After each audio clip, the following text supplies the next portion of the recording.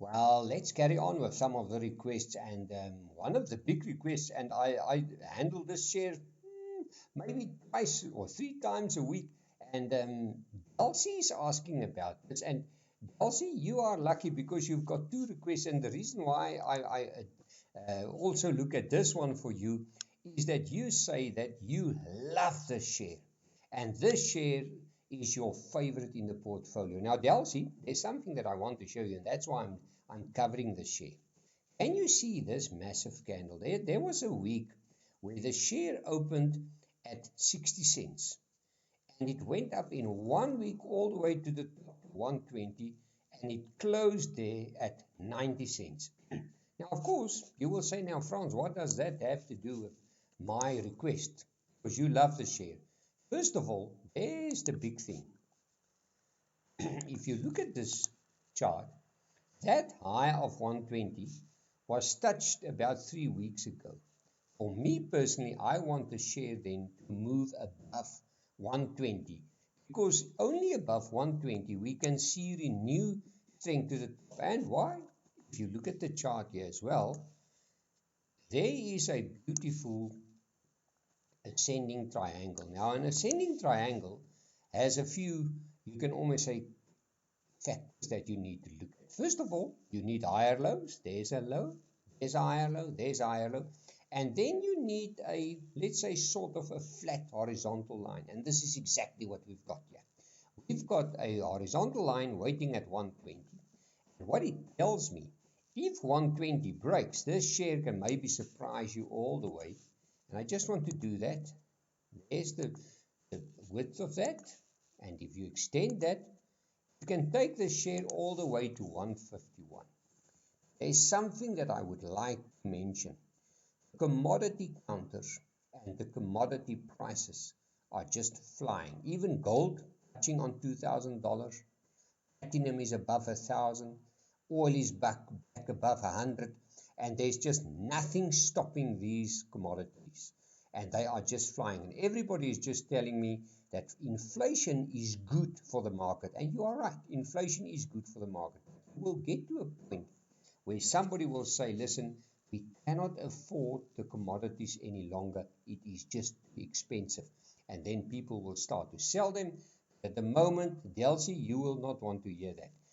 Above 120, it is a buy for you, or trace the momentum.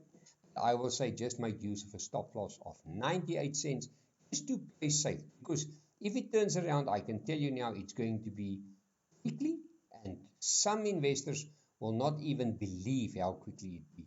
And that is the problem with commodities. If they turn around, it is a sudden change in mood.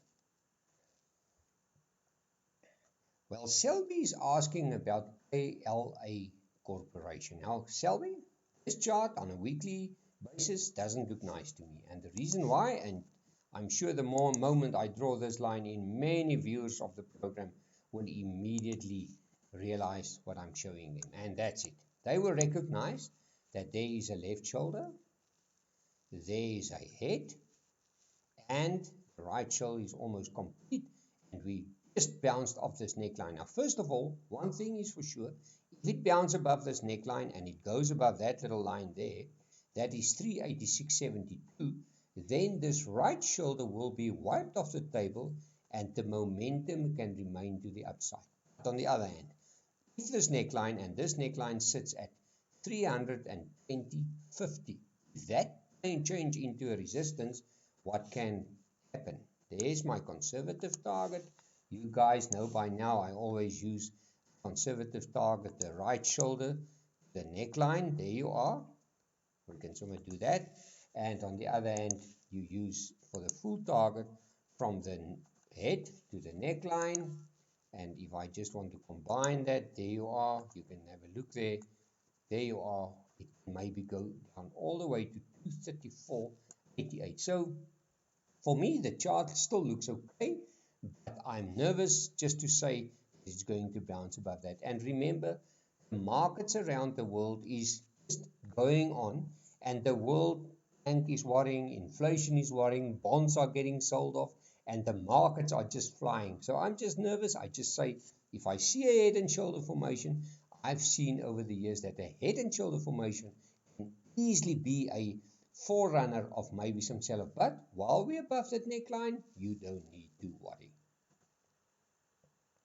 Kato is asking about Jones Lang Laselle Incorporated. Now, what I don't like about the share is, look at that, there was the high, there's a lower high, and there's another lower high.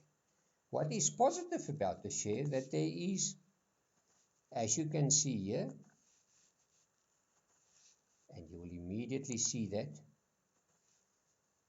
there is a descending channel here. You can almost say it's a falling wedge developing. What happens if a falling wedge breaks to the top? It usually triggers a beautiful relief rally. And some of the viewers will even go as far and say to me, Frans, but this is just not a falling wedge. This maybe is a flag formation as well. Now, for me, usually, I say the bottom line is wait for this resistance line to break to the upside, because that usually triggers the relief rally that you would like. And that is only going to take place above 241. Now, if it breaks above 241, you know the momentum can go to the up, and it can maybe take the share all the way back to the previous high of 276. If you do buy it there, I think let's just play safe.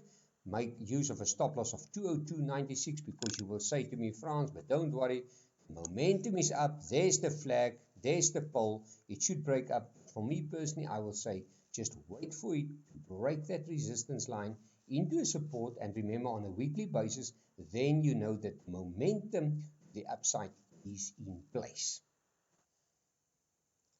Well, Henry, you are asking a analysis on one of the favorites of the market, and that is Sappi, of course. And remember, I mentioned commodities are running, and I mean Sappi is busy with, as you can say, timber. And timber is in big demand at the moment. And what do we see? We can see it in the price. Just in October 2020, the price was around, can you believe it, 22 Rand. Now it's trading at around 60 Rand. So first of all, I'm positive about the chart. The momentum is up. But what do I see? I see something else developing here.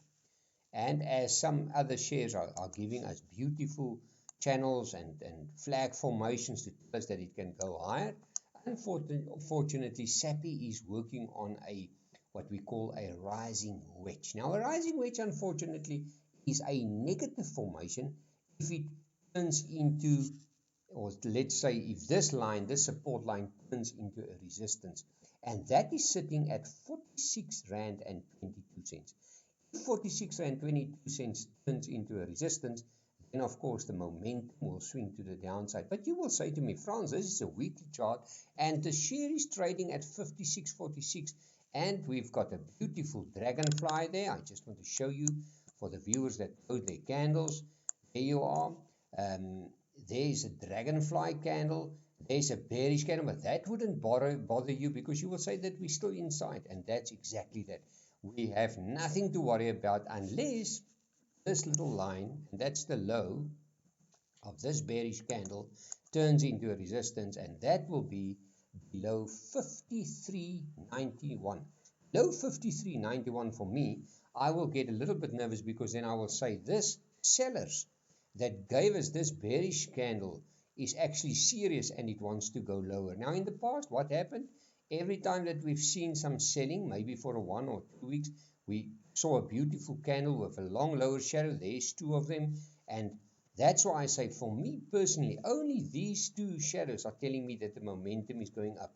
So if that little line breaks there, that will be the first sign of weakness. So if you want to sell or lock in profits, maybe below 53.91 will be your place. If you are a trader, lock in profit. But I mean, for a long-term investor, only below this line that I showed you, the market will worry. Otherwise, you can hang on to it if you are a long-term investor above this support line. Bobby is asking about Sygnia. Now, Sygnia is one of those big fund managers in South Africa that is doing well. I mean, they gain a lot of market share. And what I like about this chart is the following. And look at this candle with the nice lower shadow here. This little hammer candle here with a beautiful head there, with actually a bullish engulfing candle, but my focus was on this lower shadow. Now, this lower shadow's low is sitting at 1351. So for me, while the share is above 1351, I will be positive. And there's something else that I see, and this is the resistance line. It's holding the share back. And if you look at that, I draw that line in there, you can say to yourself, we're almost working on a channel. And only above this line, 1695, it can trigger a beautiful relief rally. And for me, apart from that, I always say that the candles usually beforehand gives you a little clue. Now for me, while it's above this level, as I said there, 1351, I'll be bullish on the chart. The chart still looks okay. If you do buy there, I think let's just play safe and make use of a stop loss of 1555. If that resistance line at around 17 Rand can turn into a support, where can the share go to? And I mean, this is a nice target, and the financial shares usually do well if the market does well, and the market is still doing well. There's no problem there.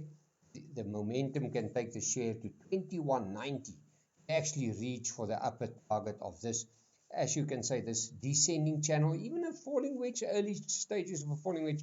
But the clue is in this resistance line. If that resistance line breaks, we can maybe see a nice rally to the top. And keep one thing in mind, the rand is starting to weaken a little bit, so maybe it can put financial stocks a little bit under pressure, but that's a story of another day. Well, thank you for watching the show. Visit our website, www.fransdeklerk.com, for more info. And by the way, we offer a course on candlesticks. Well, enjoy the rest of your week.